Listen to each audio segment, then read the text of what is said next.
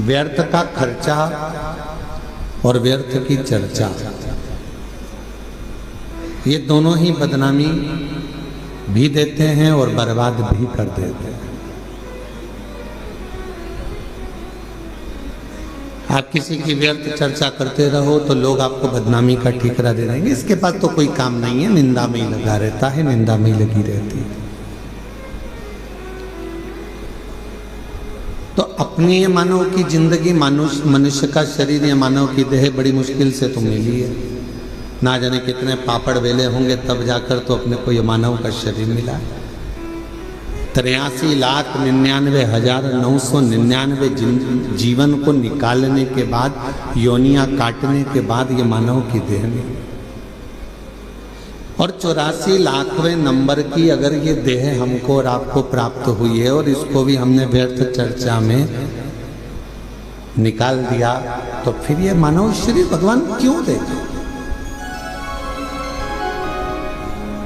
एक बहू को सास ने पानी भरने के लिए भेजा कि ये तुम मटका लेकर जा, पानी भर कर लेकर आ, और वो मटका लेकर गई और मटके को फोड़ दिया। बाल्टी में रस्सी बांधकर नीचे कुएं में उतारना था, उसने मटके में रस्सी बांधकर कुएं में उतार दिया। अब मटका भरकर आ रहा था और झूलते झूलते कुएं के अंदर टकराया, फूट गया। अब जो ऊपर आया वो मटका नहीं था, केवल पानी का मुंह था वो मटके का।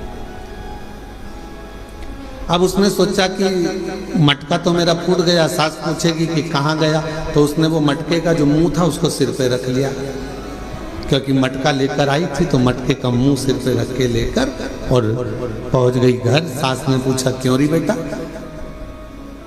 जल भरने गई थी तो वो मटका कहाँ गया? तो सास से कहा कि वो तो मैं जल भर रही थी तो फूट गया। तो कहा कैसे फूट गया? तो कहा तू तो पानी भरने गई थी। तो कहा मटके का मुंह बांधा, कुएं में उतारा, टकराया, फूट गया। सास ने कहा तूने बाल्टी को नहीं बांध कर नीचे डाला था? तो कहा मैंने सोचा डायरेक्ट एक ही को भर लेती हूँ, बार बार भरूंगी जाएगा, इससे अच्छा एक ही में भरा जाए। फूट गया। सास ने कहा चल अगली बार तू अच्छे से संभल के लेकर आना। दूसरी बार फिर भेजा उसको। आपकी बार लेकर चली थी तो लेते लेते जब पानी भर कर लेकर आ रही थी तो उसके सिर में चल गई खुजाल। अब सिर पे जो मटका रखा था तो उसने कहा ये मटके को पड़ोसन को दे दूं। पड़ोसन बड़ी वृद्ध थी, संभला नहीं, मटका नीचे गिर गया, टुकड़े टुकड़े लेकर वापिस आ गया। अब जब टुकड़े टुकड़े लेकर वापिस आई और टुकड़े टुकड़े लेकर जब वापिस पहुंची, फिर सास ने पूछा क्यों मटका कहाँ गया? वो तो ये टुकड़े टुकड़े हो गए, फूट गए। अब आपसे हम पूछें, छत्तीसगढ़ की जीजियों और जितने भी मेरे जीजा हुन बैठे हैं, जगह जगह से आए हुए जीजिए जीजा बैठे, आपसे हम पूछें कि ईमानदारी से बोलो, एक बार मटका तोड़ दिया, 2 बार तोड़ दिया, 3 बार तोड़ दिया, 4 बार तोड़ दिया, फिर 5वीं बार सास तुम्हें पानी भरने भेजेगी क्या? जम के तो बोलो जरा, नहीं भेजेगी। क्यों? सास को मालूम है मैं मटका देकर भेजूंगी और ये तोड़ देगी, हर बार नुकसान करेगी। इससे अच्छा है कि मैं पानी खुद भर लाऊंगी या दूसरे से भरवा लूंगी, पर इसको नहीं भेजूंगी। बस परमात्मा भी यही सोचता है, एक बार देह दी, मानव का शरीर दिया, इसने भजन नहीं किया। दूसरी बार मानव का शरीर दिया, इसने भजन नहीं किया। तीसरी बार फिर मानव का शरीर दिया, इसने भजन नहीं किया। तो चौथी बार परमात्मा तुम्हें मानव बना के भेजेगा। जब जब मनुष्य का शरीर पाया, दिन भर इधर की चर्चा, उधर की चर्चा, इधर की बात, उधर की बात, तो अगली बार भगवान ने सोच लिया कि इसको मानव बनाकर नहीं भेजना, मेंढक बनाकर भेज देगा। जब व्यर्थ की ही चर्चा करता है, व्यर्थ की ही चर्चा में लगा रहता है, तो फिर इसको मानव का देह क्यों मिला? ये मानव का शरीर क्यों मिला? शिव महापुराण की कथा कहती है व्यर्थ खर्चा और व्यर्थ चर्चा। व्यर्थ खर्चा भी ऐसा ही होता है, फालतू का खर्चा कर रहे हो, यहाँ लगा रहे, वहां लगा रहे, वहां लगा रहे, अच्छी जगह नहीं लगा पाए, तो फिर तो जीवन बेकार।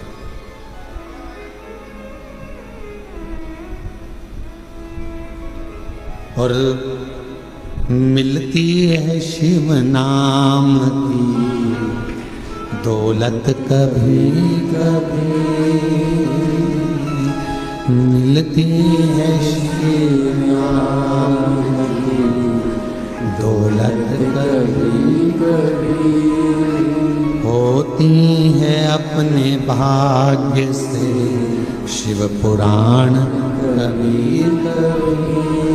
ये प्रभु कृपा से ये मानव देह मिला है, प्रभु कृपा से ये कथा श्रवण करने को मिली है, प्रभु कृपा से ये दामोदर मास ये कार्तिक का महीना मिला है, और प्रभु कृपा से आप और हम भगवान शंकर की पवित्र चर्चा करने के लिए, शिव चर्चा करने के लिए, शिव उपासना करने के लिए, शिव नाम लेने के लिए, ये कार्तिक के महीने में बैठकर भगवत भजन करने के लिए अपन यहाँ आए, भगवान शंकर की चर्चा करने के लिए अपन आए, शिव नाम लेने के लिए अपन आए। ये प्रभु कृपा से, ये भगवान की कृपा से।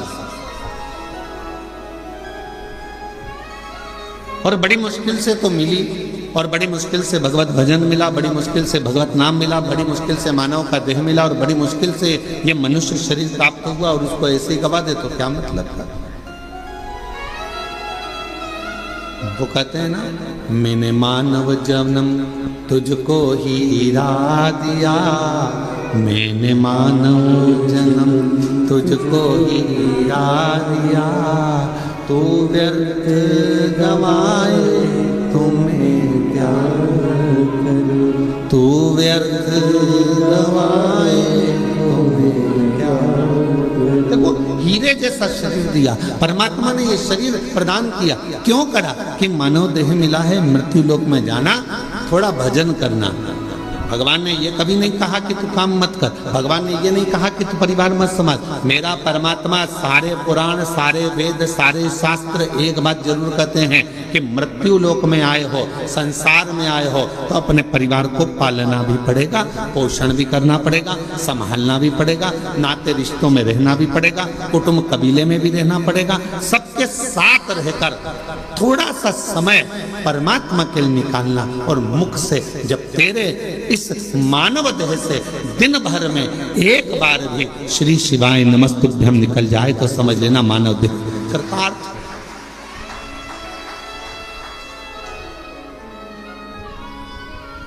ये मानव देह श्रेष्ठ है।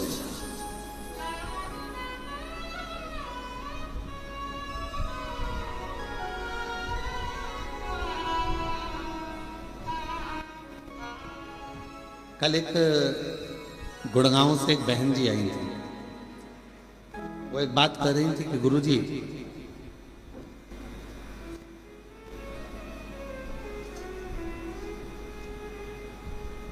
मैं जहां रहती हूं उस गांव, उस सोसाइटी से शिवजी का मंदिर कम से कम 3 किलोमीटर दूर है।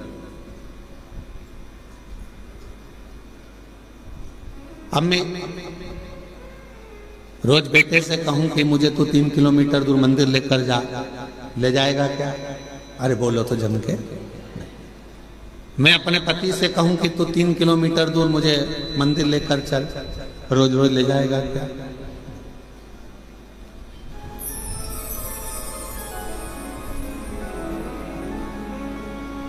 अभी हम आ रहे थे, इसके 1 घंटे पहले यहाँ पर हमारे, हम जहाँ रहते हैं कक्ष में, उसके बाहर एक माताजी बात कर रही थी दूसरी माताजी से, कहे कि मैं तो मेरे पति को बोलकर साथ में लेकर आई हूँ कि अपन केवल आधा घंटा की कथा सुनेंगे, उसके बाद आ जाएंगे। हम कल से आए हैं और कल हमारा पति यहाँ आया और कहने लगा चल अपन यहाँ से फिर चलते हैं, चल चल चल। और उसने रात की जो आरती करी शाम की प्रदोष काल की, उसके बाद हमारा पति हमसे बोला अब तो पूरी 5 दिन की सुन के ही जाए।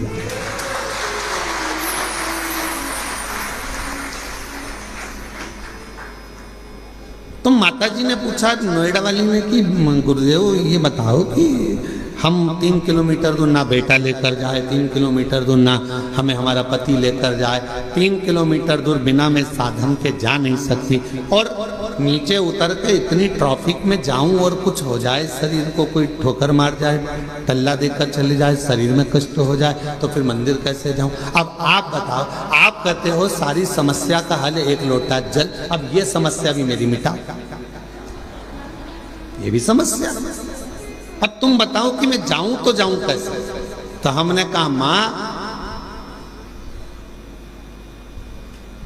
शिव पुराण की कथा कहती है जब तक शरीर चले तब तक भगवान के मंदिर जाकर एक लोटा जल चढ़ाओ, और जब तुम्हारा शरीर ही इतना भारी हो गया, चल नहीं पाती हो, जा नहीं पाती हो, तो फिर एक काम करो, अपने घर के अंदर जो शिवलिंग है उस शिवलिंग पर जल चढ़ाओ और बाबा से प्रार्थना करो कि मेरे इस जल को महाकाल राजा तू स्वीकार करना, मेरे इस जल को काशी विश्वनाथ तू स्वीकार करना, मेरे इस जल को बाबा वैद्यनाथ तुम स्वीकार करना, मेरे इस जल को हे कृष्णेश्वर नाथ तुम स्वीकार करना।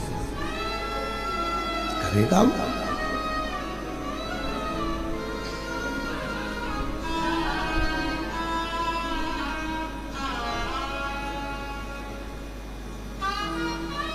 वो स्वीकार करे। बचपन में बच्चा सोया रहता है, माँ और बाप को उस बच्चे के पास आना पड़ता है। बच्चा जब बड़ा हो जाता है, उसे भूख लगती है, प्यास लगती है, तो वो अपने माता पिता के पास आता है।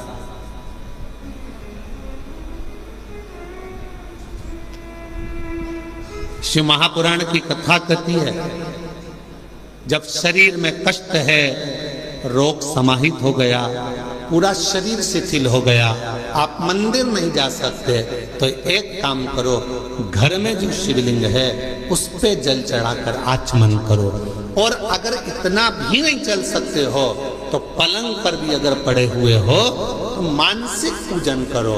आज मैंने भोलेनाथ जी को जल चढ़ा दिया है, बाबा मैंने आपका जला हुआ पी लिया है।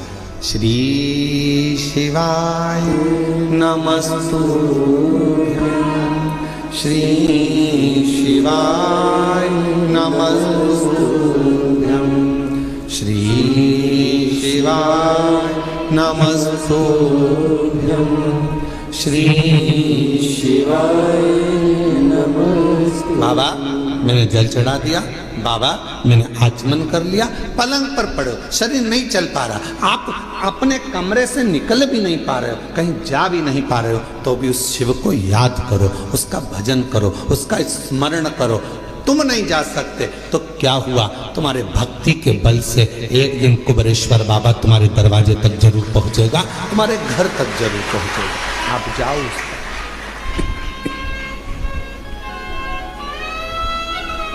तेरे मंदिर में आना मेरा काम है और मेरी बिगड़ी बनाना तेरा। तेरी चौखट तक मैं आ ही गया, मुझे दर्श दिखाना तेरा। हम शिव के करीब हमें पहुंचे। जरूरी नहीं कि आप मंदिर तक जाएंगे, जरूरी यह है कि आपका विश्वास, आपकी दृढ़ता, आपकी श्रद्धा, आपका भरोसा एक ना एक दिन मेरे कुबेरेश्वर बाबा को तुम्हारे घर तक लेकर जरूर आएगा, तुम्हारे दरवाजे तक जरूर आएगा। और मैंने तेरे ही भरोसे बाबा, तेरे ही भरोसे हवा भी उड़ती जाएगी, बाबा डोल छड़ी नाम कटी जाएगी। भोले मैं तेरी बदन, शंभू मैं तेरी बदन, हवा भी उड़ती जाएगी, बाबा डोल को छड़ी नाम कटी जाएगी। आप थोड़ा इंतजार करो, वो आएगा, दुख मिटाएगा। कोई कहे कि हम मंदिर तक ना जाएं, कोई बात नहीं, शरीर में कष्ट है मत जाओ, पर शरीर अच्छा है, चल सकते हो, जा सकते हो, तुम्हारे घर में चल रही है, तो इस शरीर से शिवालय तक जरूर जाओ, शंकर के मंदिर तक जरूर जाओ।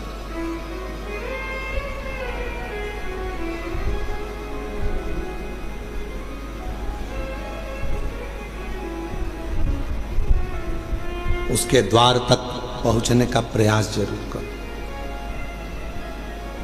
शिव महापुराण में एक देवराज नाम के ब्राह्मण की कथा आती है, जिसको आपने बारंबार व्यासपीठ से श्रवण किया। वो देवराज जो कभी भगवान के मंदिर नहीं गया, वो देवराज जो कभी शिवालय नहीं गया, वो देवराज कभी जो शंकर की आराधना में नहीं लगा, कभी नहीं गया, ना उसने आराधना करी ना कभी साधना करी।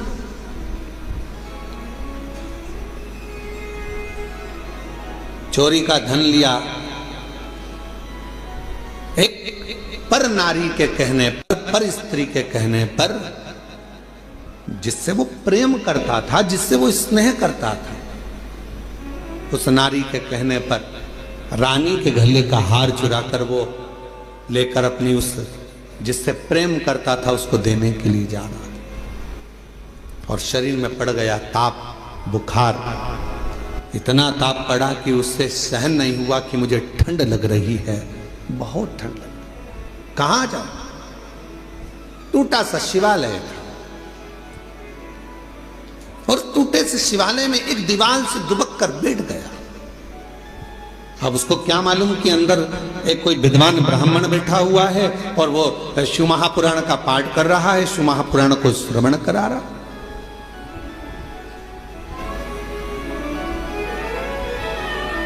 पूरी दुनिया में सारी पुराणों में केवल एक पुराण ऐसी है, शिव महापुराण, जो किसी यजमान को नहीं सुनाई जाती, जिसका श्रोता यजमान नहीं होता, जिसका श्रोता दुनिया का कोई व्यक्ति नहीं होता, जिसका श्रोता केवल सारी पुराणों में केवल एक पुराण है। श्रीमद् भागवत को आप उठाएंगे तो राजा परीक्षित उसका श्रोता है, फिर कोई पुराण उठाएंगे तो उसका काशी नरेश एक श्रोता है, फिर कोई पुराण उठाएंगे उसका श्रोता यह है, पर शिव महापुराण का कोई श्रोता नहीं। शिव महापुराण का केवल एक श्रोता है, वो देव अधिदेव महादेव और माता पार्वती जी कथा को श्रवण करने के लिए। 5 दिन यदि शिव महापुराण की कथा होती है, 7 दिन यदि शिव महापुराण की कथा होती है, मुख्य यजमान के रूप में जैसे साहू साहब यहाँ दामोदर जी बैठे हैं, दामोदर प्रसाद जी बैठे हैं, इनका परिवार बैठा है, या जिस तरह से आप सब इस पवित्र कथा को श्रवण करने के लिए बैठे हो, तो ये सोच कर बैठना 5 दिन आप कोई इंसान नहीं हो, 5 दिन आप कोई मनुष्य नहीं हो, 5 दिन आप कोई भी तुम्हारा नाम हो वो अपनी जगह पर है। 7 दिन 5 दिन जब कोई कथा का यजमान बनकर बैठता है तो उस जगह पर वो स्वयं नहीं बैठता, स्वयं देवाधिदेव महादेव उसके यजमान बनकर बैठते हैं उसके रूप में।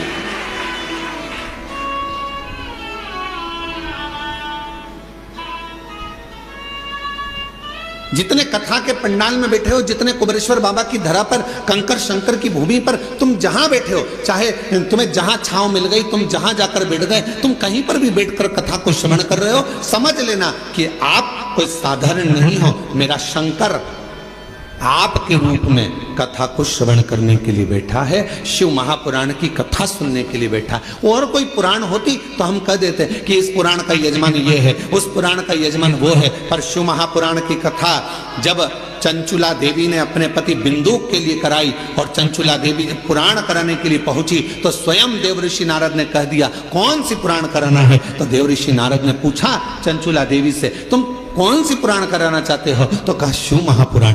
देवऋषि नारद कहने लगे इस पुराण का तो वक्ता और श्रोता ये दोनों ही कठिन है। श्रीमद् भागवत का वक्ता मिलना सरल है। अब तो शिव महापुराण के भी बहुत सारे वक्ता मिल जाते हैं, बहुत कथा कहने वाले शिव पुराण के अब तो बहुत हो गए, पर नारद जी करें वक्ता और श्रोता दोनों मिलना कठिन है। किसका? शिव महापुराण का। रामचरितमानस का वक्ता और श्रोता भी मिलेगा, श्रीमद् भागवत का वक्ता श्रोता मिलेगा, विष्णु पुराण का वक्ता श्रोता मिलेगा, मत्स्य पुराण का वक्ता श्रोता मिलेगा, पर शिव महापुराण का वक्ता और श्रोता मिलना कठिन है। क्यों? क्योंकि दोनों का मिलना इसलिए कठिन है कि वक्ता भी ऐसा होना चाहिए जिसका पूरा भरोसा भगवान शंकर पर हो, और श्रोता भी ऐसा मिलना चाहिए जिसका पूरा भरोसा शंकर पर। वक्ता भी ऐसा हो जिसका पूरा भरोसा शिव पर हो, शंकर के बिना रह ना सके, शिव के स्मरण के बिना ना रह सके, शंकर की भक्ति में डूबा रहता हो, शिव स्मरण में डूबा रहता हो, तो वो वक्ता हो। और श्रोता भी ऐसा हो जो भगवान शंकर के भजन के बिना, शिव नाम के बिना, शंकर के स्मरण के बिना, शिव भक्ति के बिना रह नहीं पाता।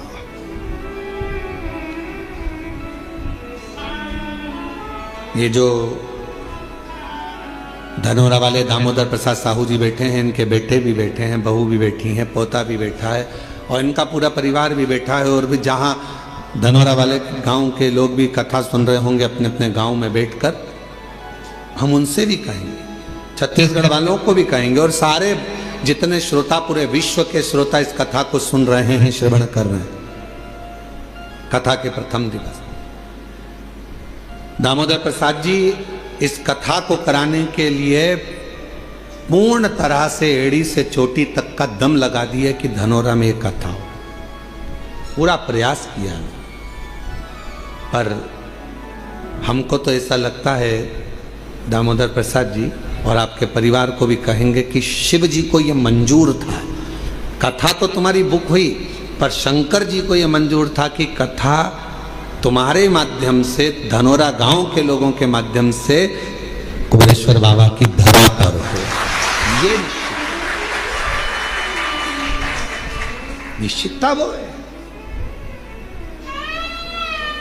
लड़के की शादी होगी ये निश्चित है, बहू भी आएगी ये निश्चित है, पर कहां की आएगी ये निश्चित नहीं है।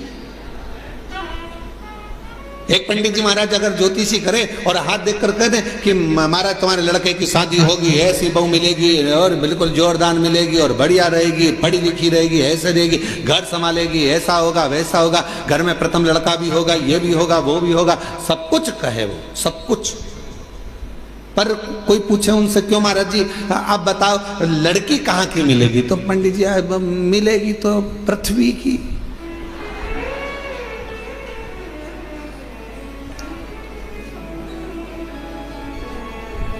मिलेगी तो पृथ्वी की,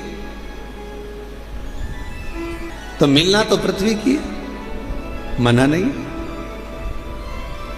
अब वो कहे नहीं महाराज जी अब वो पृथ्वी की तो मिलेगी, हमें मालूम है कि अंतरिक्ष की थोड़ी ना मिलेगी, ऊपर की थोड़ी ना मिल जाएगी, है? पर ये तो बताओ कि मिलेगी कहाँ की? तो इतने में कहा कि हाँ, उत्तर से दक्षिण और पूरब से पश्चिम, इसी के बीच की मिलेगी। अब इतने में फिर उन्होंने कहा नहीं महाराज मिल तो जाएगी, पर वो पूरब से पश्चिम, उत्तर से दक्षिण मिलेगी कहाँ की? तो फिर कहा हाँ लड़की मिलेगी। अरे वो लड़की तो मिलेगी, पर मिलेगी तो भगवान ने निश्चित कर दिया, कथा दे दी, इतनी तारीख से इतनी तारीख तक है, धनोरा गांव में होगी, ये होगा वो होगा, सब कुछ निश्चित हो गया। और ये पूछे दामोदर प्रसाद साहू जी से, इनके बच्चों से, टेंट भी हो गया, साउंड भी हो गया, भोजन भंडारे की व्यवस्था भी हो गई, सारा धनोरा गांव छत्तीसगढ़ का एक एक बच्चा तैयार, कथा हो रही है, कथा हो रही है, कथा हो रही है। और मालूम पड़े फिर शंकर जी को कुछ मंजूर होगा। शिव जी ने कहा दामोदर मास में दामोदर प्रसाद तुम हमारे पास आओ, कथा यहाँ। और हम तो बाबा के भरोसे चलते हैं, हम तो बाबा के भरोसे चलते हैं, ये दुनिया वाले जलते हैं, ये दुनिया वाले जलते हैं, डमरू वाले के भरोसे चलते हैं, काशी वाले के भरोसे चलते हैं, सीहोर वाले के भरोसे चलते हैं, सीहोर वाले के भरोसे चलते हैं, हम तो बाबा के भरोसे चलते हैं, हम तो बाबा के भरोसे चलते हैं। तो निश्चितता है महाराज। शिव कथा कर रही है, देवराज नाम का ब्राह्मण जो कि ब्राह्मण कुल में जन्म ले लिया, ब्राह्मण के घर में जन्म ले लिया, पर कभी ब्राह्मण कर्म नहीं कर पा रहा, ब्राह्मण कर्म से वंचित है।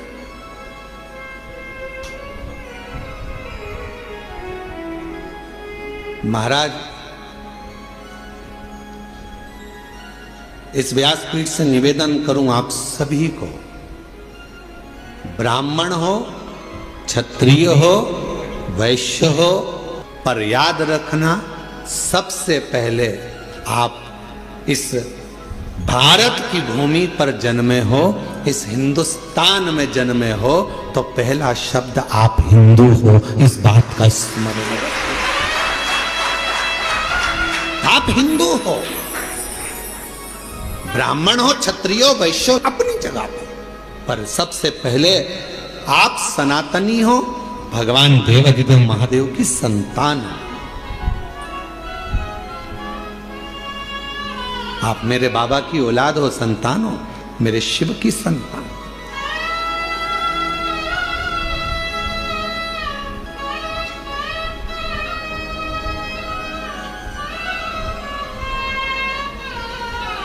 कृपा के बिना कहा हूं, देवराज नाम का ब्राह्मण, ब्राह्मण कुल में जन्म तो ले लिया, पर ब्राह्मण कर्म नहीं कर पाया और ब्राह्मण कर्म से वंचित रहा। पर आखिरी में भले उसका बचपन बिगड़ गया, भले उसकी जवानी बिगड़ गई, भले उसका पूरा जीवन बिगड़ गया, चोरी में लग गया, गलत काम में लग गया, वैश्यावृत्ति में लग गया, मदिरा पाने में लग गया, जुए में लग गया, सब गलत काम करा उसने जिंदगी में, पर मरने से पहले एक काम अच्छा करा। अगर चोरी का धन लेकर भी पहुंचा तो शंकर जी के शिवालय तक पहुंचा और बाबा ने उस पर करुणा कर दी। 2 क्षण की शिव महापुराण की कथा, 2 क्षण की उसको श्रवण करने को 2 क्षण की शिव महापुराण की कथा मिल गई और वो 2 क्षण की शिव महापुराण की कथा ने उसकी जिंदगी बदल दी, देव अधिदेव महादेव के धाम पहुंचा दिया। उस 2 क्षण की शिव महापुराण की कथा, 2 क्षण।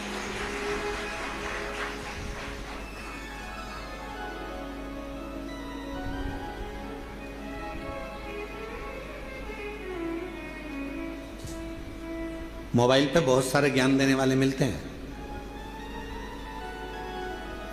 इंस्टाग्राम को खोलोगे, व्हाट्सएप को खोलोगे, फेसबुक, यूट्यूब, गूगल सबको खोलोगे, बहुत मिलेंगे।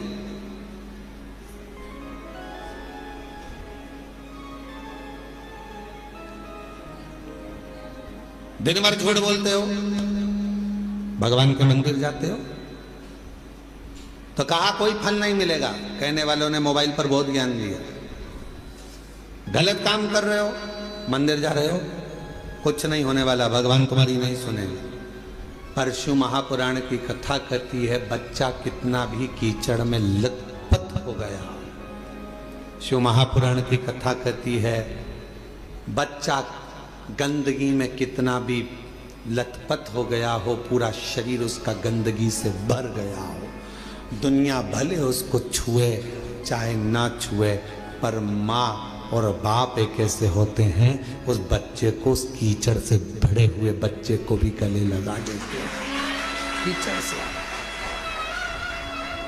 वो माता पिता होते हैं, माता पिता के सिवा कोई नहीं। एक माता पिता ऐसे होते हैं जो कीचड़ से भिड़े हुए बच्चे को, कीचड़ से सने हुए उस बच्चे को गोदी में ले लेते हैं, अपने गले लगा लेते हैं, कीचड़ में सने।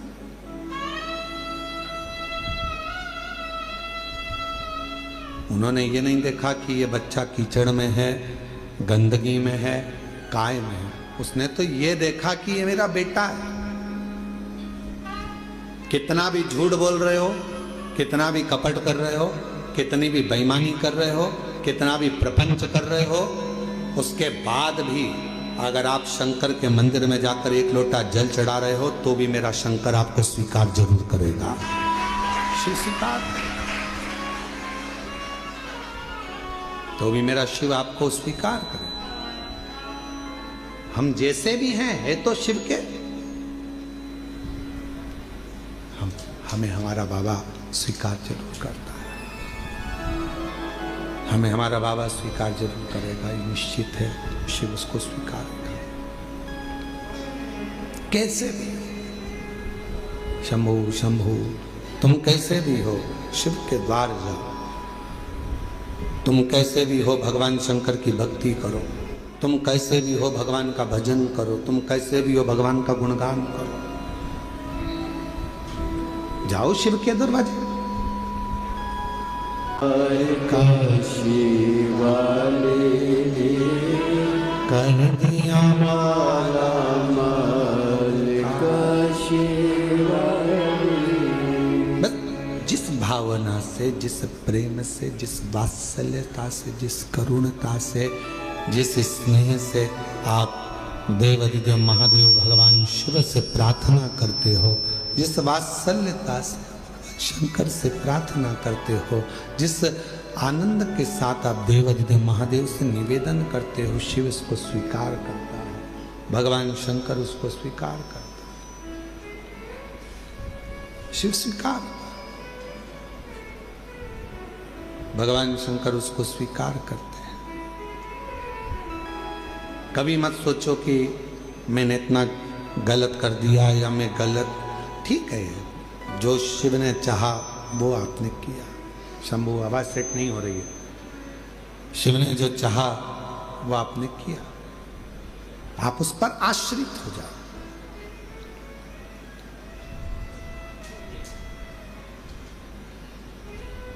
देवराज ब्राह्मण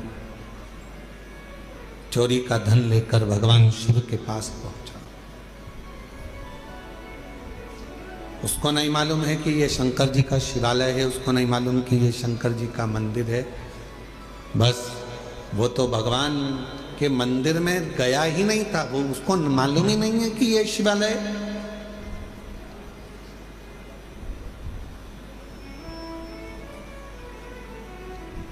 यहां कई लोग आते हैं कुबेरेश्वर बाबा की भूमि पर। कई लोगों को मालूम रहता है कि 5 कंकर बीनना है, बैठना है और 5 कंकर की पूजन करना है, बाबा को विनय करना है, फिर उसमें से 1 कंकर साथ लेकर जाना है, बाबा से प्रार्थना कर कर कि मेरी ये कामना है पूर्ण करना।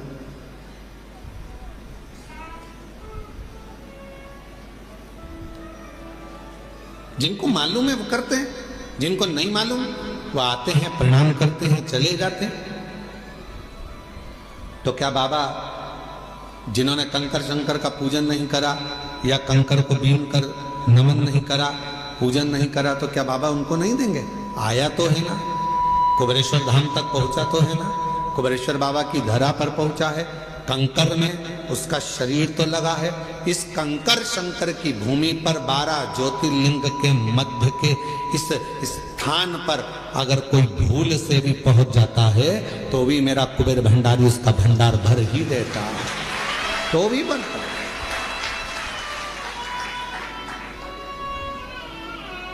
एक कलश जल समर्पित करता है और उसकी जिंदगी का क्लेश शिव समाप्त करता है। कितना चढ़ा रहे हो? एक कलश, एक लोटा जल, एक कलश जल, एक लोटा जल जब हम शिव जी को चढ़ा रहे हैं तो हमारे जीवन का क्लेश अपने आप समाप्त हो रहा है।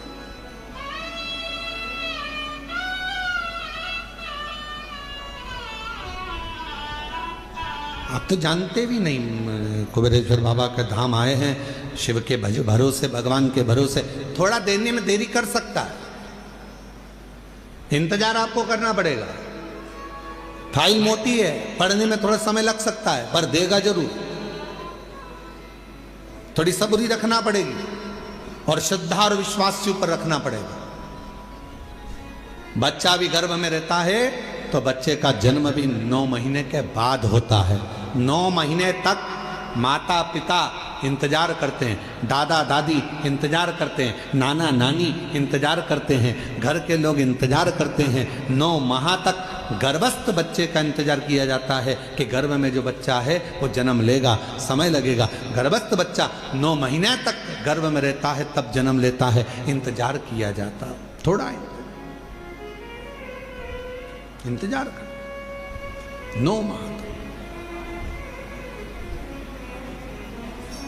और 9 महीने तक जब वो इंतजार कर रहा है, 9 महीने तक जब वो गर्भस्थ में इंतजार कर रहे हैं कि जन्म लेगा जन्म लेगा, उसी तरह एक बच्चा भी जन्म लेने में 9 महीने लगा देता है। आप शिव जी के मंदिर में जाकर 1 लोटा जल चढ़ाना प्रारंभ करो, आप शंकर जी की आराधना करना प्रारंभ करो, आप श्री शिवाय नमस्तुभ्यम बोलना प्रारंभ करो, आप शिव पर पूर्ण भरोसा रखना, पूर्ण विश्वास रखना प्रारंभ करो, तो 9 महीना तो नहीं, विश्वास से कहता हूं 3 महीने में मेरा बाबा तुम्हारा भंडार भरना प्रारंभ करेगा, निश्चित है।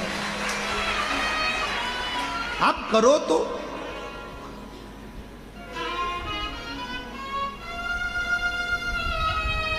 और शंभु शरणे पड़े मांगू घड़ी रे घड़ी, दुख काटो दया करी दर्शन। ओ शंभु शरणे पड़े मांगू घड़ी रे घड़ी, दुख काटो दया करी दर्शन। आप विश्वास के साथ उसके पास जाओ तो थोड़ा इंतजार करना पड़ेगा। कई लोगों की तो आदत रहती है आज जल चढ़ाया और भगवान से कि कल मेरा ये काम कर देना। भगवान भी मन में सोचे आई कब से, बोलो तो रहे छत्तीसगढ़ वालों, धान की फसल लगाओगे थोड़ा समय तो लगेगा ना। अरे बोलो तो जम के, गेहूं लगाओगे तो भी समय लगेगा, सोयाबीन लगाओगे तो भी समय लगेगा, मक्का बोओगे तो भी थोड़ा समय लगेगा। तो थोड़ा भक्ति का बीज तुम्हारे भीतर उत्पन्न करा है, तुमने अभी अभी शिव जी को 1 लोटा जल चढ़ाना प्रारंभ करा है, थोड़ा इंतजार तो करो। फसल भी आती है तो थोड़ा इंतजार कराती है, बच्चा भी जन्म लेता है थोड़ा इंतजार होता है। हमें अच्छे पद पर पहुंचना है तो शुरू से थोड़ी मेहनत कर कर वहां तक पहुंचा जा सकता है। तो निश्चित है कि मेरा बाबा भी तुम्हारे दुख को, तुम्हारी तकलीफ को, तुम्हारे कष्ट को, तुम्हारी बीमारी को, तुम्हारे दुख को मेरा बाबा भी काटेगा। थोड़ा समय लगेगा, थोड़ा इंतजार करो, थोड़ा। और मेरे भोले तेरा सहारा है, मेरे भोले तेरा सहारा है,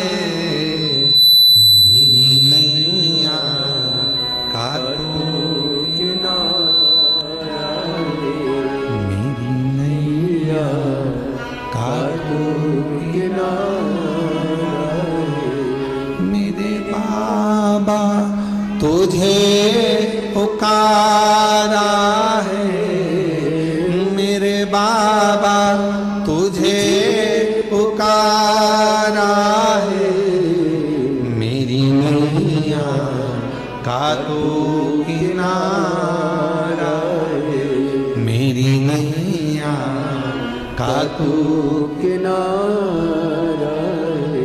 शिव की भक्ति के बिना कुछ भी नहीं मिल सकता। साहू जी, दामोदर प्रसाद जी, धनोरा वाले, ये जो सूरत वाले जजमान बैठे हैं, इनकी जो धर्म पत्नी बैठी है, 11 पंडाल, 11 ना 5 पंडाल, पंडाल के पीछे, आगे तो जगह मिलती नहीं पंडालों में चले जाओ तो, पंडाल में बिल्कुल पीछे अपनी दरी बिछाकर, अपनी पट्टी बिछाकर, अपना घर से सूरत से ठेपला बनाकर लाती थी और स्वयं बैठकर खाती और आसपास वालों को भी थोड़ा थोड़ा कुछ खिलाती रहती। बाबा से एक ही बात कहती थी, बस सूरत में कथा करा देना, मेरे माध्यम से मुझे यजमान बना देना। और बाबा ने ऐसी सूरत की कथा कराई कि पूरा गुजरात का इतिहास रची। ऐसी कथा, साधु था, भक्ति पर साधु, विश्वास पर साधु, विश्वास पर साधु।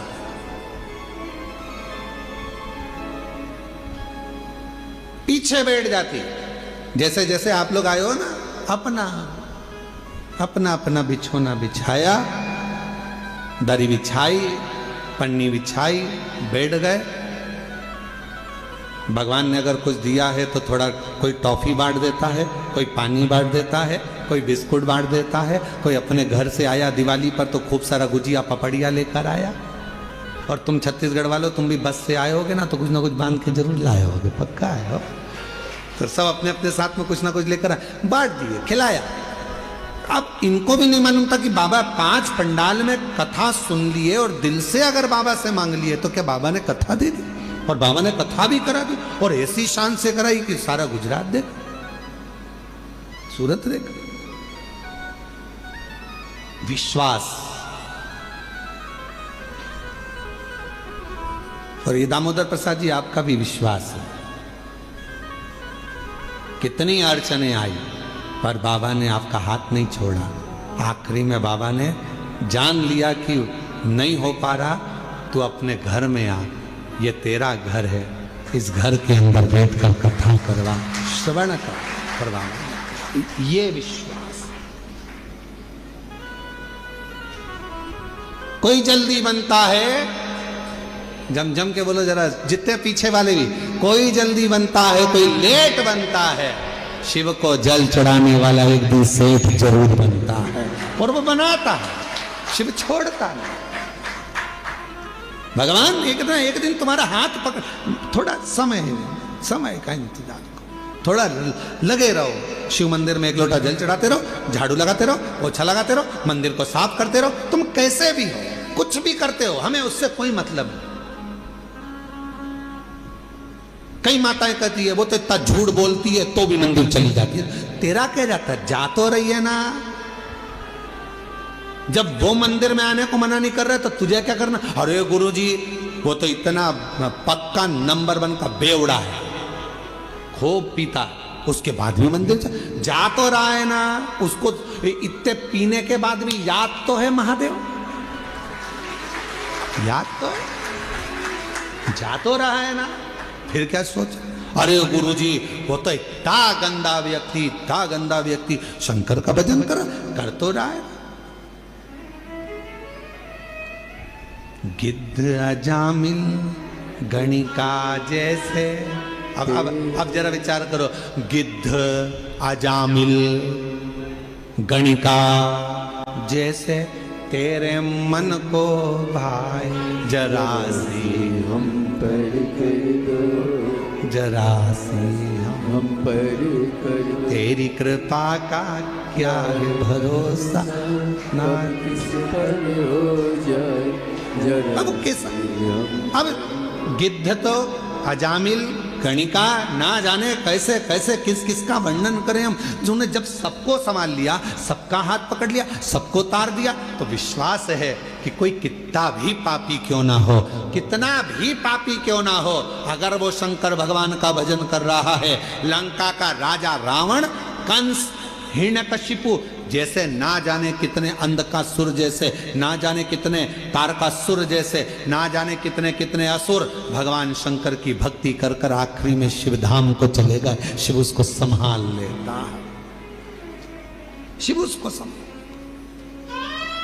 कैसे भी हो शिवालय जाओ, कैसे भी हो शिव के मंदिर जाओ, तुम कैसे भी हो, क्या कर रहे हो, शंकर के द्वार जाओ।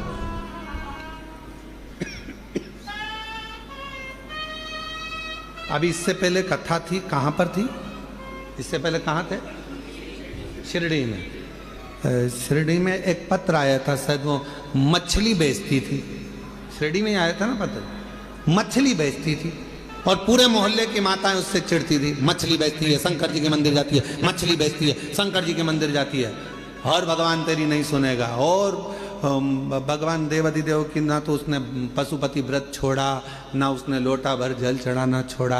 आखिरी में वो मछली भले बेचती थी, पर मेरे शंकर ने उसका हाथ पकड़कर उसको भी मंजिल तक पहुंचा ही दिया। कैसी है शिव की तो।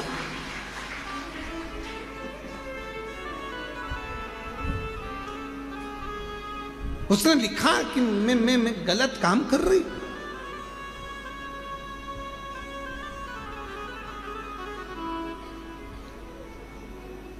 हम तुम्हारे हैं प्रभु जी, हम तुम्हारे,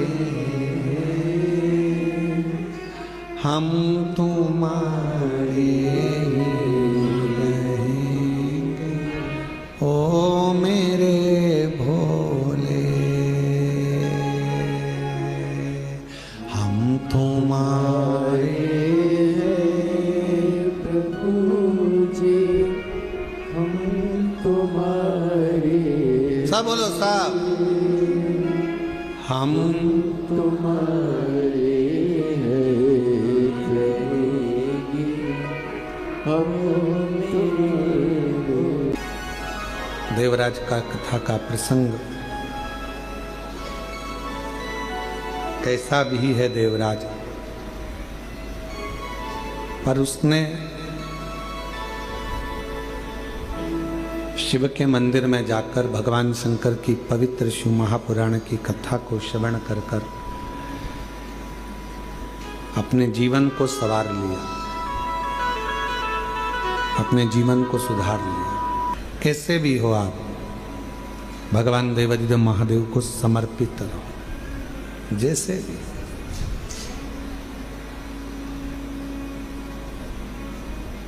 चाहे गलत कर्म भी हो गया, कुछ भी गलत करते भी हो गया, तो भी भगवान शिव को, भगवान शंकर को, भगवान देवाधिदेव महादेव के प्रति आपका समर्पण भाव हो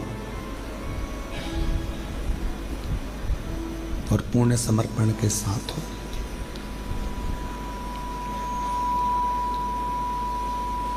जब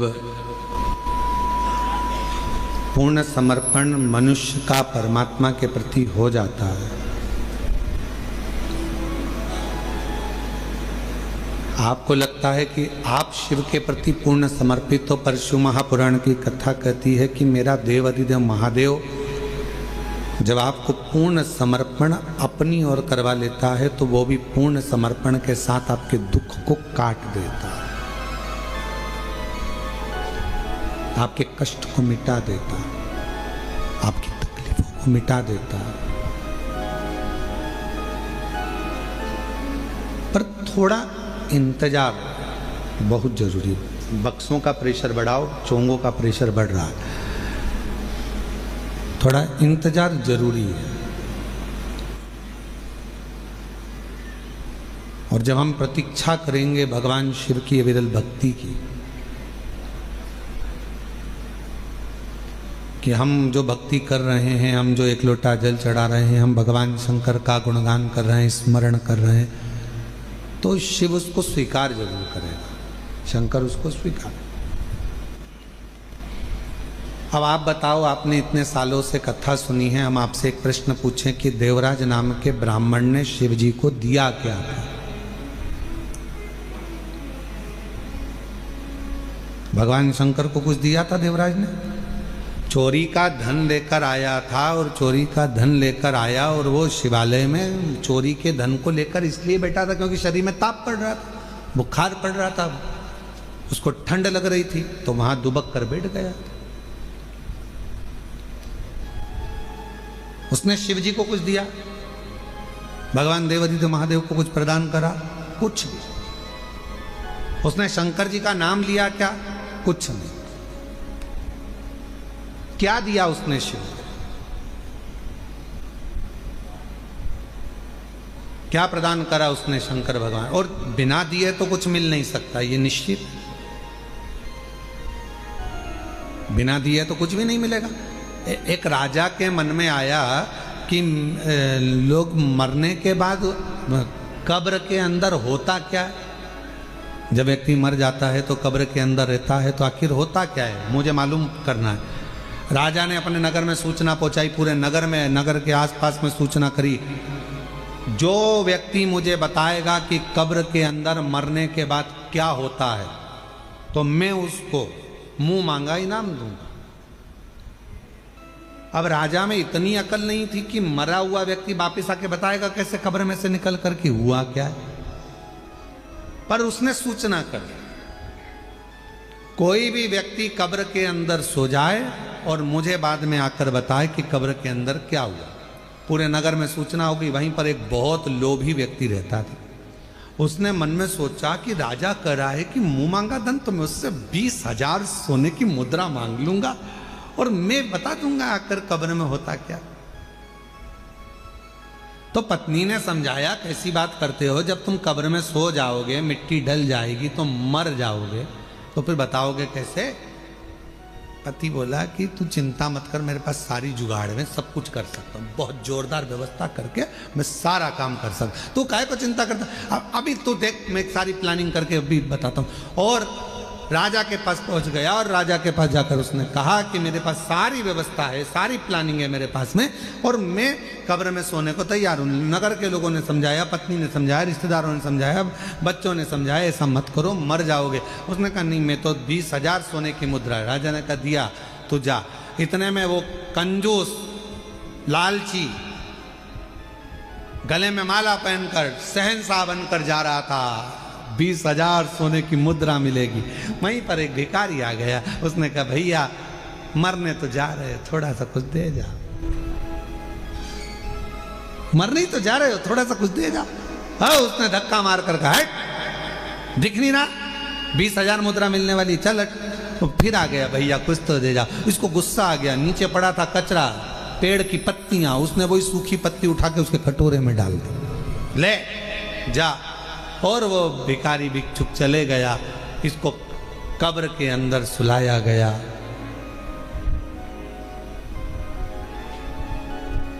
इसने कब्र के अंदर जिसमें सुलाने वाले थे उसमें पहले से छोटा सा बारीक सा पाइप डाल दिया था, जिसमें से श्वास लेते रहूंगा, दिखता रहेगा। अब कब्र के अंदर इसको सुलाया, मिट्टी डाल दी।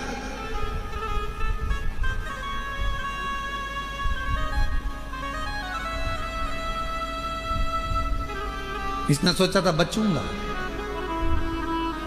उसी पाइप में सांप घुसने की प्रयास कर रहा था, जो इसने पाइप डाला था उसी में से सांप। इसने देखा इसमें तो सांप घुस गया, अब तो निपट गए। 20,000 सोने की मुद्रा चली गई। जो सांप अंदर आ रहा था उसको एक पेड़ की पत्ती रोक रही थी। सांप अंदर आ रहा है, पत्ती रोक रही है। सांप अंदर आ रहा है, पेड़ की पत्ती रोक रही है।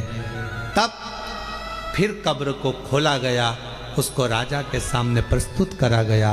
राजा ने पूछा, अब बताओ कि कब्र में होता क्या है, मरने पर होता क्या है। उस व्यक्ति ने कहा, महाराज जो दान किया होता है वो अपने आड़े आकर खड़ा हो जाता है और बचा लेता है। जो दान, जो पुण्य करा, जो सत्कर्म करा, जो कथा श्रवण कर रहे हो, किसी को पानी पिला रहे हो, किसी को टॉफी खिला रहे हो, किसी को बिस्कुट खिला रहे हो, किसी का मुख झूठा करा रहे हो, तुम्हारी जितनी सामर्थ्यता है उसके अनुसार तुमने किसी को अगर अन्न दान करा है वो अन्न दान हमारे सामने आएगा। किसी को समय का दान दिया है वो समय हमारे सामने आएगा। किसी को पानी पिलाया वो पानी हमारे सामने आएगा। कहीं ना कहीं हमारा किया गया सत्कर्म, हमारा पुण्य हमारे सामने आकर खड़ा होता है। वो लालची और वो व्यक्ति, लोभी व्यक्ति, लालची व्यक्ति और वो व्यक्ति जब जा रहा था, एक वृक्ष की पत्तियां उठाकर भिखारी के कटोरे में देकर चले गया। वो पत्ती ने सांप से उसकी रक्षा कर, वो पत्ती।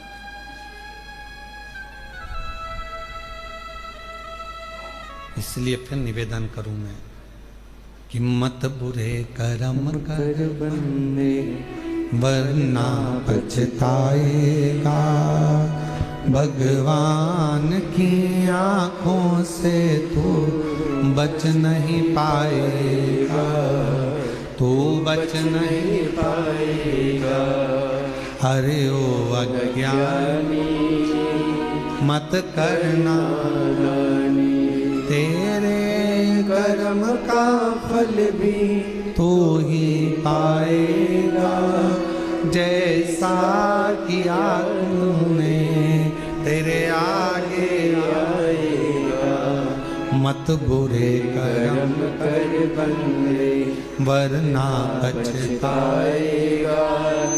भगवान की आंखों से तू बच नहीं पाएगा, तू बच नहीं पाएगा। अरे ओ अज्ञानी मत करना दानी। जैसा कर्म करोगे वैसा फल पाओगे, जैसा आप करोगे वैसा फल प्राप्त होगा।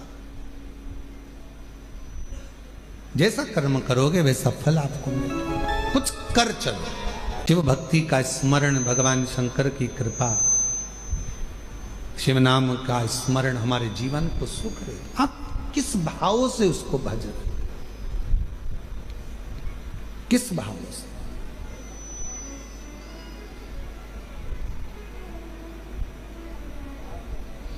आप सब तो बाबा के धाम पर आ जाते हो भगवान शंकर को जल चढ़ाने के लिए। कुबेरेश्वर बाबा की भूमि पर आप तो आकर एक लोटा जल चढ़ाते हो। कुबेरेश्वर बाबा की भूमि पर आकर आप तो 108 बार श्री शिवाय नमस्तुभ्यम का मंत्र जाप करते हो। कुबेरेश्वर बाबा की भूमि पर आकर आप तो झोली फैलाते हो। पर सत्यता तो ये है कि मेरा बाबा जिसके दुखड़े को मिटाना होता है उसी को कुबेरेश्वर धाम बुलाता है, वरना बाहर से ही भेज दे।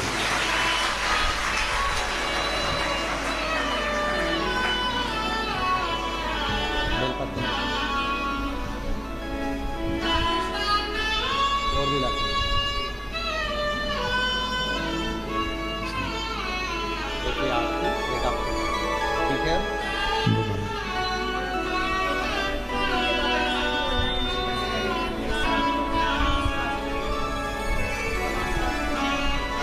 4 साल से कैंसर जैसा रोग था, मुंह से खून बहता रहता था, पर शिव जी की कृपा से आज पूर्ण तरह से स्वस्थ हैं। एक बार ताली बजाकर जोरदार स्वागत करते हैं।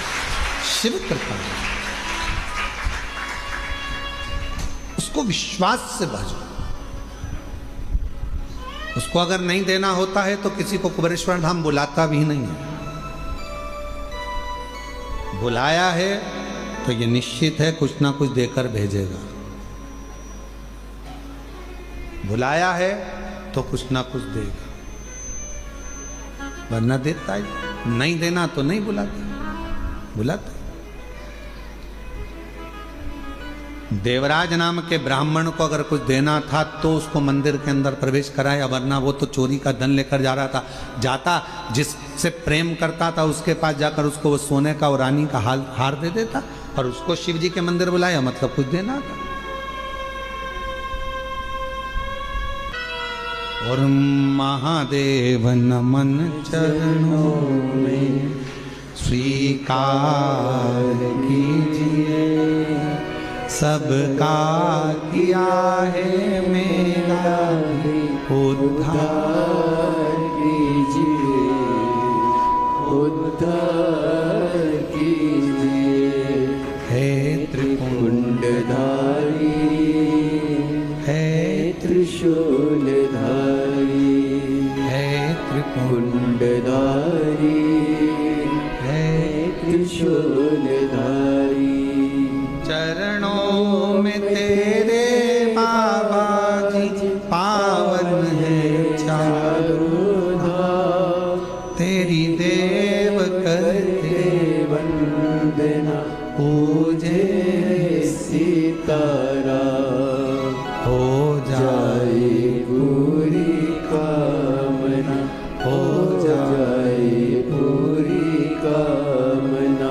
उपकार कीजिए, सबका किया है मेरा भी उद्धार कीजिए, उद्धार कीजिए।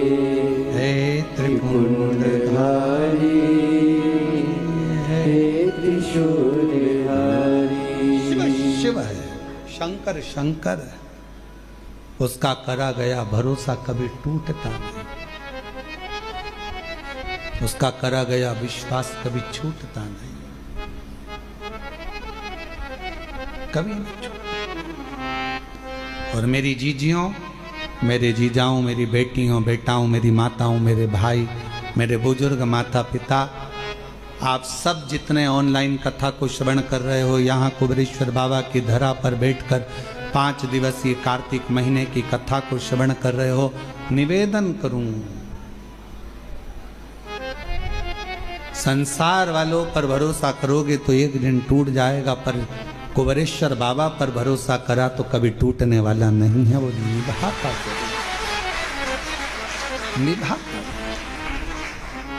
स्वीकारेगा, और उसने स्वीकार लिया, जीवन सार्थक हो गया। उसने स्वीकार,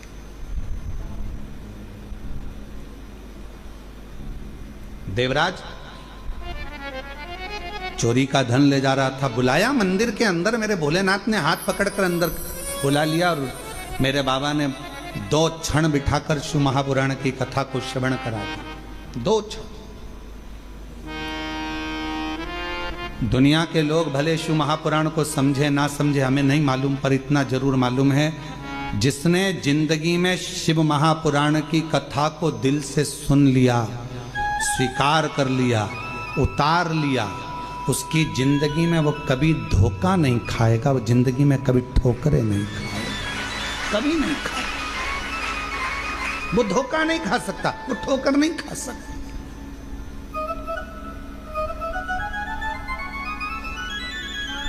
भगवान शंकर पर जो जो सामग्री हम समर्पित करते हैं, शिव जी को बेलपत्र चढ़ाई वो भी औषधि है, शिव जी को जल चढ़ाया वो भी औषधि है, शिव जी पर धतूरा चढ़ाया वो भी औषधि है, शंकर भगवान पर शमी पत्र चढ़ाया वो भी औषधि है, शिव जी पर भस्म चढ़ाई वो भी औषधि है, शिव जी को जल समर्पित कर रहे हैं, दूध समर्पित कर रहे हैं, शहद समर्पित कर रहे हैं, हम भगवान शंकर को जो सामग्री समर्पित कर रहे हैं वो संपूर्ण औषधि का कार्य ही करती है, संपूर्ण औषधि का।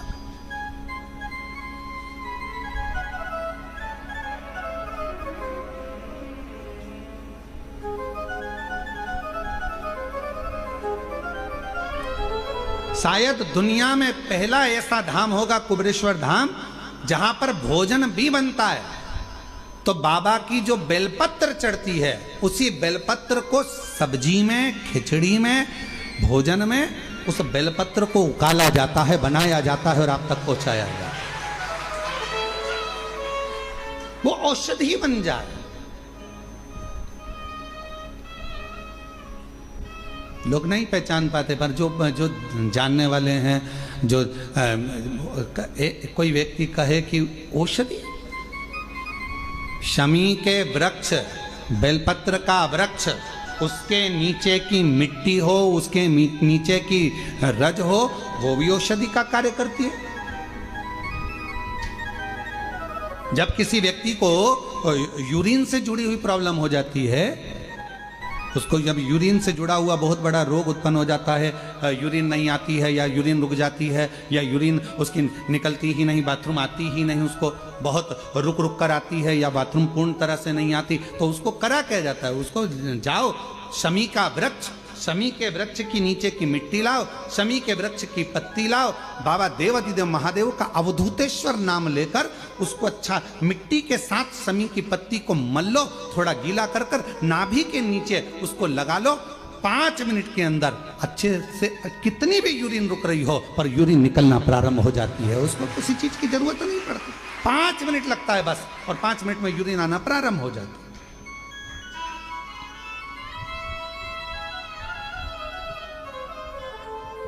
उस शमी का वृक्ष, वो शमी का पौधा, वो शमी का वृक्ष कोई साधारण नहीं होता।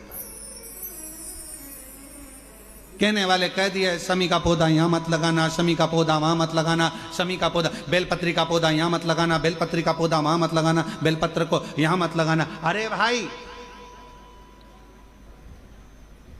शमी का पौधा अगर तुम्हारे घर के अंदर है, शमी का छोटा सा पौधा यदि तुम्हारे घर के आंगन में है, शमी का छोटा सा पौधा या बेलपत्र का छोटा सा पौधा तुम्हारे यहाँ है, तुम्हारा घर का वास्तु दोष कितना भी बेकार हो, शमी का पौधा और बेलपत्र का पौधा सारे वास्तु को अच्छा कर देता है।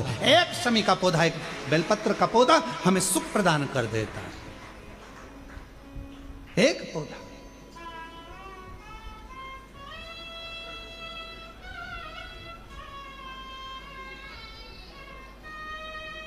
उस शमी के पौधे को ना पहचान रहे लोग, उस बेलपत्र के पौधे को ना पहचान रहे लोग। पर एक निवेदन आपसे और है, अगर तुम्हारे गांव में, तुम्हारे नगर में, तुम्हारे शहर में, तुम्हारी कॉलोनी में, तुम्हारी सोसाइटी में शमी का पौधा हो, बेलपत्र का पौधा हो, बड़ का पौधा हो, पीपल का पौधा हो, चाहे आंवले का पौधा हो, किसी भी पौधे में आप कोई भी, जैसे दही चढ़ा देते हो, दूध चढ़ा देते हो, या कोई ऐसा इत्र चढ़ा देते हो, निवेदन है आप अपने आसपास के बड़े बड़े पौधे में ये कोई भी चीज़ ना चढ़ाएं। कोई महाराज कितना भी बताए, पर उस पौधे के अंदर आप केवल जल चढ़ाएं, केवल जल। आप उसमें ना दूध चढ़ाएं ना दही चढ़ाएं। क्यों? क्योंकि पौधे में जब दही जाता है तो दही जाने के कारण, इत्र जाने के कारण, तेल जाने के कारण, कोई सामग्री जाने के कारण वो बड़े से बड़ा पौधा सूखने लगता है। हमारा करवत्य निवेदन है आपसे, उस पौधे में जब भी बेलपत्र का पूजन करने जाओ, ना दूध चढ़ाना ना दही चढ़ाना, केवल जल चढ़ाना। आप बड़ के पेड़ की पूजन करने जाओ, केवल जल चढ़ाइए। आप आंवले की पूजन करने जाओ, केवल जल चढ़ाइए। आप शमी के पेड़ की पूजन करने जाओ, केवल जल चढ़ाइए। जल के सिवाय उसके नीचे ना दूध चढ़ाइए ना दही चढ़ाइए, ना उसमें इत्र चढ़ाइए, ना तेल चढ़ाइए, ना कोई सामग्री चढ़ाइए। उसके नीचे केवल जल चढ़ाओ। क्यों? क्योंकि शमी ने स्वयं मंदार से कहा है, हे मंदार, शमी ने मंदार से कहा है, हे मंदार, जब कोई एक जल का पात्र लेकर हम पंच वृक्ष के नीचे आते हैं, जल का भरा हुआ पात्र लेकर आते हैं और जल समर्पित करते हैं, जब वो खाली पात्र हमारे वृक्ष के नीचे से जाता है तो वो खाली नहीं रहता, हम उसे लक्ष्मी से परिपूर्ण कर कर भेज देते हैं। ये शमी कहता है।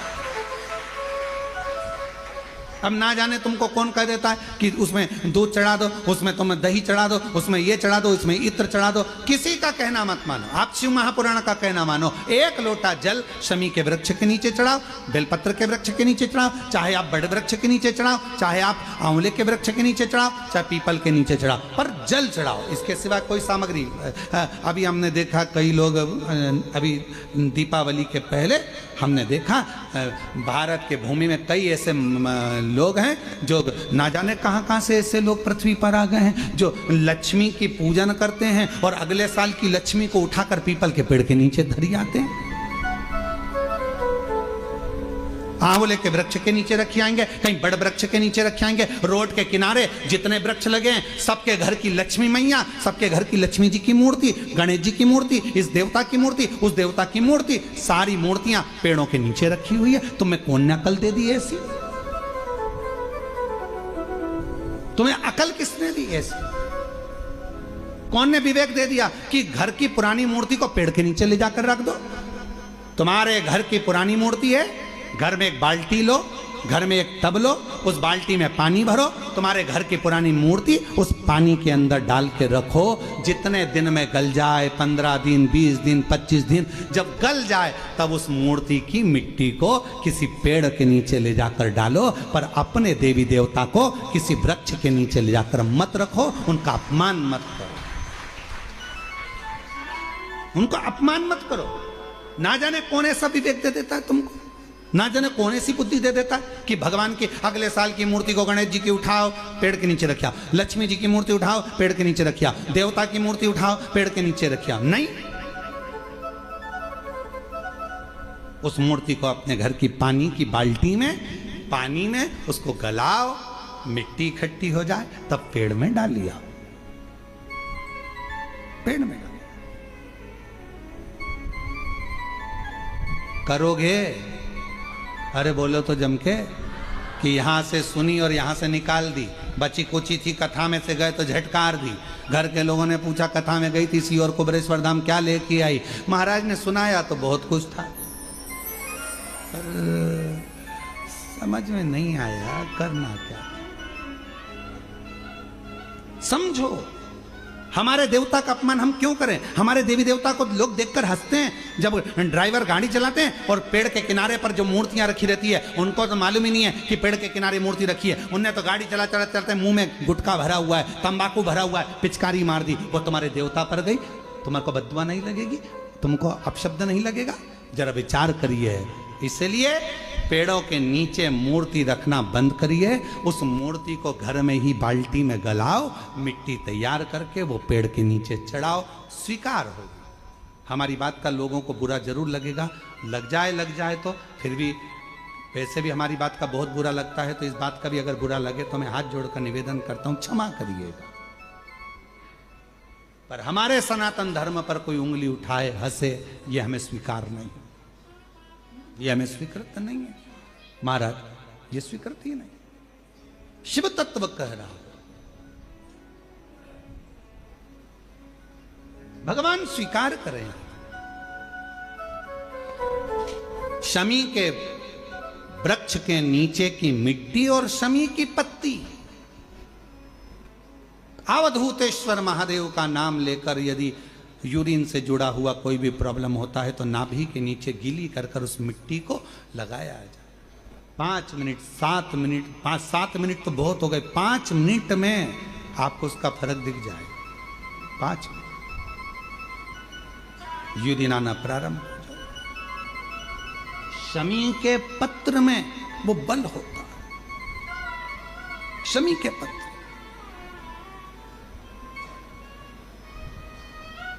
हम कईयों से कहते हैं कि अगर आपको लग रहा है कि डॉक्टर बोल रहा है कि कोई बड़ी बीमारी हो रही है, कोई तकलीफ, आपके मन में भी आपको ऐसा लग रहा है कि कहीं मेरे को घुटने ना बदलाना पड़ जाए, कहीं मेरे को ये बीमारी ना हो जाए, आपको ऐसा महसूस हो रहा है, तो आप बेलपत्र के वृक्ष के नीचे थोड़ी देर बैठो,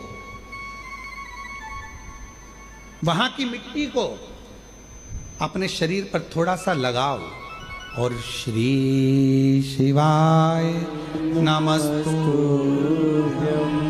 श्री शिवाय नमस्तुभ्यं, श्री शिवाय नमस्तुभ्यं, श्री शिवाय नमस्तुभ्यं। बेलपत्र के वृक्ष के नीचे बैठकर वहां की मिट्टी को थोड़ा अपने मस्तिष्क पर चढ़ाओ, थोड़े हृदय से लगाओ, थोड़ी भुजा से लगाओ, थोड़े वक्ष स्थल पर, थोड़ा कंठ पर लगाओ, उस मिट्टी को थोड़ा थोड़ा सा स्मरण करिए और निवेदन करो श्री शिवाय नमस्तुभ्यम का बोलकर।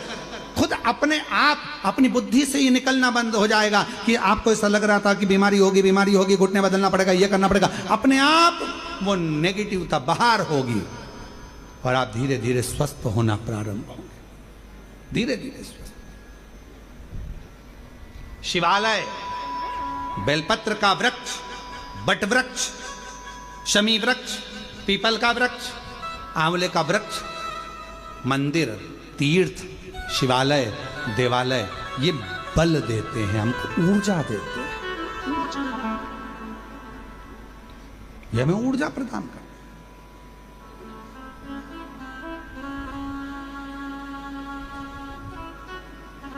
क्या मिलता है? कुबेरेश्वर बाबा की धरा पर आए हो, जल चढ़ा रहे हो, कथा सुन रहे हो, भूमि शयन कर रहे हो, अपना अपना दरी बिछाया, फटुका बिछाया, लेट गए, सो गए, सब होता है, सब।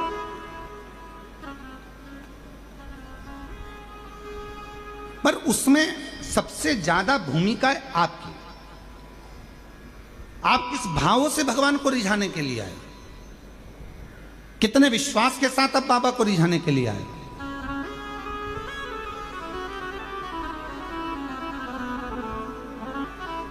चौदह नवंबर से 20 नवंबर तक जो विठले सेवा समिति की एक कथा होती है हर साल एक ज्योतिर्लिंग में, तो इस वर्ष की नवंबर महीने में 14 नवंबर से 20 नवंबर तक कथा देवघर झारखंड बाबा बैजनाथ जी पर है। जो विठले सेवा समिति की कथा होती है साल में एक ज्योतिर्लिंग पर होती है, जिस ज्योतिर्लिंग पर समिति जाकर कथा का आयोजन कराती है और वहाँ पूर्ण रूप से पूरे गांव के लोग, नगर के लोग और वहाँ के लोग पूर्ण सहयोग करते हैं वो कथा। और झारखंड वालों को बधाई, बिहार वालों को बधाई, बाबा धाम में, देवघर में, बाबा बैद्यनाथ जी के पवित्र चरणों में, देवघर में ये कथा 14 से 20 नवंबर होगी। और जिन जिन को यजमान बनना है वो जो नंबर हम यहाँ से बोल रहे हैं आप उस पर संपर्क कर लें। और जिनको यजमान बनना है देवघर में, झारखंड देवघर की पवित्र भूमि पर बाबा बैद्यनाथ की पवित्र कथा में, तो वो इस पर संपर्क कर सकते हैं। 9993329923 700071299 989382577 70007222058 ये 4 नंबर हैं। इन 4 नंबर में से किसी पर भी आप संपर्क कर कर देवघर बाबा वैद्यनाथ जी के पवित्र चरणों के आनंदमय यजमान पद ग्रहण कर सकते हो। देवघर में आकर, और जितने भी शिव भक्त वहाँ कथा सुनने के लिए आ रहे हैं, जो शिव भक्त कथा श्रवण करने आ रहे हैं, उनसे निवेदन है दिल से आओ, बाबा के धाम आओ और पूर्ण अपनी व्यवस्था से आओ। समिति भोजन व्यवस्था आदि रुकने की व्यवस्था सब कर रही है, पंडालों में सब व्यवस्था लगी हुई है। वहाँ की प्रशासन शासन भी पूरी व्यवस्था कर रही है और बहुत भाव से ये कथा समिति के साथ आप और हम मिलकर करेंगे। जो अन्नदान करने वाले हैं, जो झारखंड के आसपास के हों, तो वो बाबा देवघर में जो भंडारा चले उसमें आप लोग अन्नदान में भी सहयोग करें और वहाँ पर खूब प्रेम से लोग भक्त से भोजन करें, खूब आनंद में कार्यक्रम हो, सफलतापूर्ण हो, ये बाबा से प्रार्थना। शिव कथा कर रही है। देवराज नाम का ब्राह्मण शिव के कृपा से, शंकर की कृपा से शिवधाम को जाता है। बिंदुक नाम का ब्राह्मण प्रेत योनि में जो पड़ गया, चंचुला देवी ने भगवान देवादिदेव महादेव से प्रार्थना करी और भगवान ईसर गोरा जी बनकर पधारे हैं। ईसर गोरा बनकर भगवान शिव और पार्वती पधार कर यजमान पद ग्रहण कर कर बाबा की कथा का रसतत्व ग्रहण करते हैं। जोरदार ताली बजाकर ईसर गोरा का स्वागत। 5 दिवसीय कथा है। कल कथा का समय 2 बजे से 5 बजे तक रहेगा आस्था चैनल पर भी और कथा पंडाल में भी। बड़े भाव से श्रवण करें, अपने जीवन को धन्य बनाएं। हर हर महादेव। निवेदन है सावधानी पूर्वक रहें, अपने सामान की स्वयं जवाबदारी रखें। चेन, अंगूठी, मोबाइल, पर्स की जवाबदारी आपकी है, आपका बैग की जवाबदारी आपकी है, सामान की जवाबदारी आपकी है। इसमें ना प्रशासन की जवाबदारी है ना समिति की जवाबदारी है। इसलिए निवेदन है अपने सामान को स्वयं संभालें, बच्चों का हाथ पकड़ कर रखें, बुजुर्गों का साथ दें, धीरे धीरे कार्य करें। मंदिर प्रांगण में कहीं पर भी कोई गंदगी ना करें और मंदिर प्रांगण में अगर कोई कचरा पड़ा है तो उसको उठाकर डस्टबिन में डालें। सफाई का विशेष ध्यान रखें। शौचालय का प्रयोग करें, जो शौचालय बने हैं उसका प्रयोग करिए और यहाँ वहाँ गंदगी करता कोई भी व्यक्ति दिखे तो उसको हाथ जोड़कर नमन कर कर कहें ये कंकर शंकर की भूमि है, यहाँ कहीं पर भी गंदगी ना करें, इसका ध्यान रखें। श्री शिवाय नमस्कार।